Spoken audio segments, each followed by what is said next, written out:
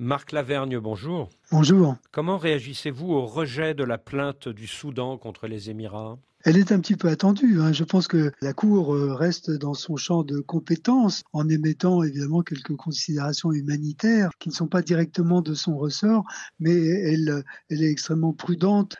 Elle manque d'éléments très factuels, mais également l'enjeu est important puisqu'il s'agit d'incriminer les Émirats arabes unis dans leur soutien, plus ou moins avéré quand même, aux forces de soutien rapide qui affrontent l'armée soudanaise. Est-ce qu'on peut parler d'une victoire diplomatique des rebelles des FSR contre l'armée soudanaise? Oui, c'est un petit peu un soulagement, mais enfin les forces de soutien rapide en question, elles ont sur le terrain effectivement des moyens d'affronter l'armée. Elles ne s'avouent pas vaincues même si elles ont perdu la capitale, mais elles sont soutenues par la plupart des pays africains qui entourent le Soudan et surtout par les Émirats arabes unis qui sont mus surtout par l'intérêt qu'ils trouvent à exploiter les richesses aurifères du Soudan. Alors, la Cour s'est déclarée incompétente pour des raisons juridiques, parce que lorsque les Émirats ont adhéré en 2005 à la Convention sur le génocide, ils ont précisé qu'ils ne reconnaîtraient pas à la Cour le droit d'arbitrer un différend entre deux États. Oui, c'est-à-dire que finalement ils ont signé, mais ils ne se sont engagés à rien.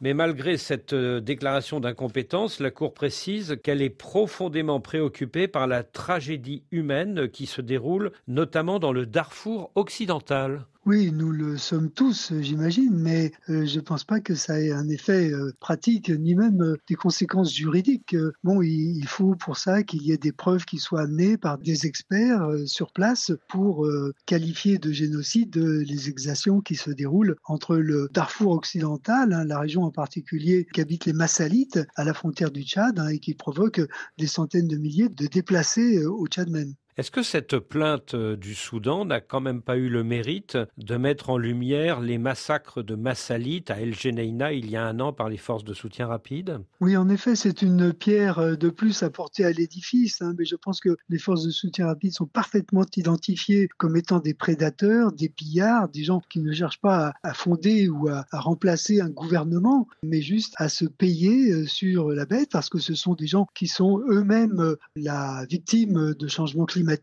de problèmes de toutes sortes, qui font que, comme dans tout le Sahel, il y a une descente de ces nomades au détriment des sédentaires. Est-ce qu'on peut parler de nettoyage ethnique de la part des FSR contre les Massalites dans l'ouest du Darfour? Oui, oui, très clairement. C'est un nettoyage ethnique qui a une raison d'être, c'est-à-dire de s'approprier les terres de ces cultivateurs que sont les Massalites pour se sédentariser et trouver des sources finalement de survie autres que l'élevage des chameaux en périphérie du désert. Et est-ce qu'on peut parler du coup de tentative de génocide? Oui, mais ça n'est pas un génocide, je dirais, sur une base de différences religieuses ou de différences idéologiques. Il s'agit d'un génocide vraiment pour s'approprier des terres. Il n'y a pas de haine particulière des Rizaigat en particulier, qui sont à la manœuvre avec les forces de soutien rapide contre les Massalites qui sont installés là en tant que sultanat partagé entre le Tchad et le Soudan. Et les puissances coloniales de l'époque ont d'ailleurs une responsabilité morale par rapport à cette situation que vivent les Massalites depuis maintenant plusieurs décennies et qui sont accentuées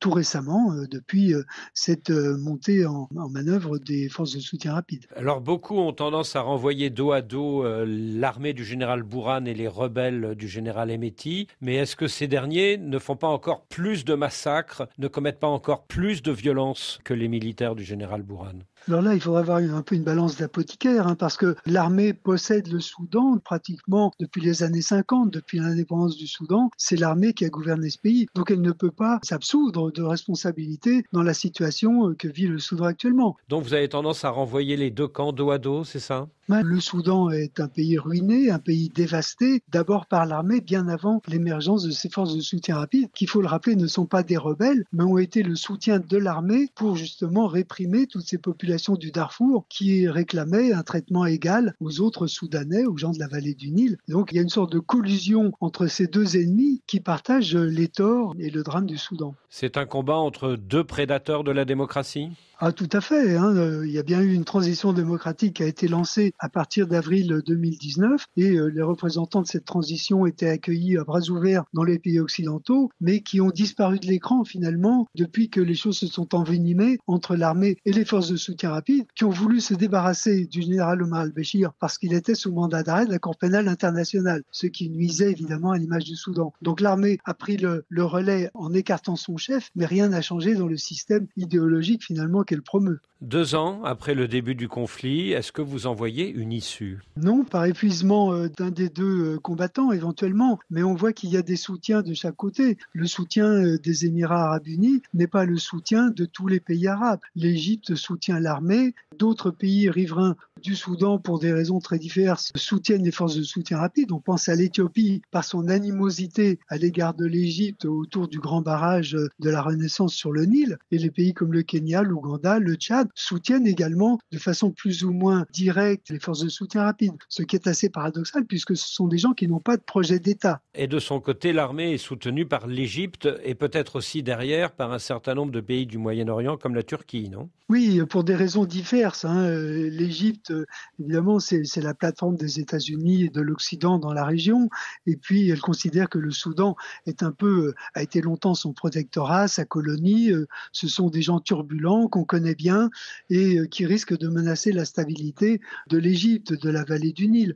Et puis, la Turquie, c'est autre chose. C'est le soutien des frères musulmans qui font cause commune avec l'armée depuis 30 ans. Donc, il y a un effet idéologique, mais aussi financier, puisque les frères musulmans sont une puissance financière à l'échelle globale qui apporte des moyens à l'armée et qui partage finalement aussi les ressources du Soudan qu'elles peuvent récupérer, que ce soit la richesse agricole ou les richesses minières. Mais s'il y a tant de bonnes raisons pour les voisins de continuer de faire la guerre par procuration au Soudan, est-ce qu'il ne vaut mieux pas une partition de ce pays? Non, hein, j'ai bien connu John Garang, qui était le leader du mouvement de libération du peuple soudanais.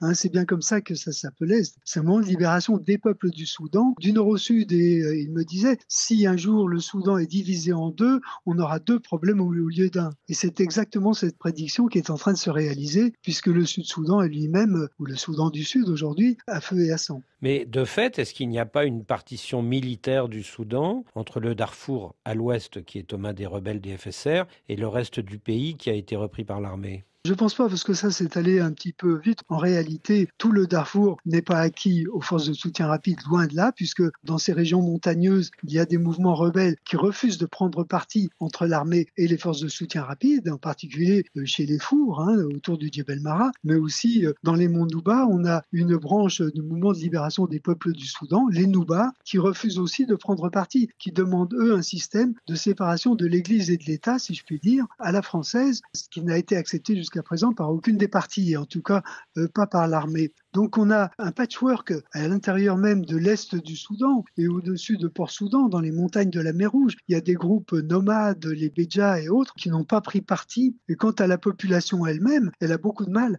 à choisir entre la peste et le choléra, que sont l'armée et les forces de soutien rapide. Est-ce que vous croyez encore à une solution politique entre les deux belligérants? Je crois à une solution politique à partir du moment où les robinets qui alimentent ces deux belligérants seraient coupés. Il faudrait que la communauté internationale intervienne de façon vraiment déterminée et efficace là-dessus. Le combat s'arrêterait, puisque ces gens, encore une fois, ne sont pas des rebelles, ce sont d'anciens complices pour se partager le pouvoir. Donc le problème est là, il est nodal, c'est-à-dire qu'il faudrait que le Soudan revienne à une transition démocratique soutenue effectivement et efficacement par les pays occidentaux. On est loin du compte. Mais il n'y a pas que les pays occidentaux qui peuvent arbitrer, il y a aussi des pays comme l'Égypte, l'Arabie Saoudite, les Émirats, la Turquie. Vous voyez ces pays intervenir pour la paix? Non, je ne pense pas qu'il y ait de motivation particulière dans la mesure où il n'y a pas de danger de contagion vers ces pays, puisque ça n'est pas une guerre idéologique, ça n'est pas une guerre non plus qui vise à empiéter sur les pays voisins, c'est une guerre interne et finalement ça n'intéresse pas grand monde. Le sort de la population, le sort des civils, il est à peu près indifférent à tous les pouvoirs qui règnent dans la région, que ce soit des pouvoirs militaires comme en Égypte ou des pouvoirs civils ou religieux comme la Turquie, l'Arabie Saoudite. Et puis ce choix entre une armée qui est un peu, je dirais, suspecte parce qu'elle est soutenue aussi par par l'Iran en sous-main, et d'un autre côté des gens qui sont des bédouins du désert qu'on ne connaît pas bien, qui sont un peu comme dans tout le Sahel, des groupes sans véritable idéologie, sans structure et sans projet, c'est très difficile de les soutenir d'une manière déterminée en essayant de prendre la main, par exemple, pour reconstruire le Soudan. Et tout cela vous rend donc très pessimiste. Oui, relativement, mais enfin, je pense que le Soudan traverse une succession de crises depuis plusieurs décennies déjà, et comme je connais ce pays depuis un demi-siècle, eh bien, je crois que malheureusement, on n'est pas sorti d'affaire. Marc Lavergne, merci.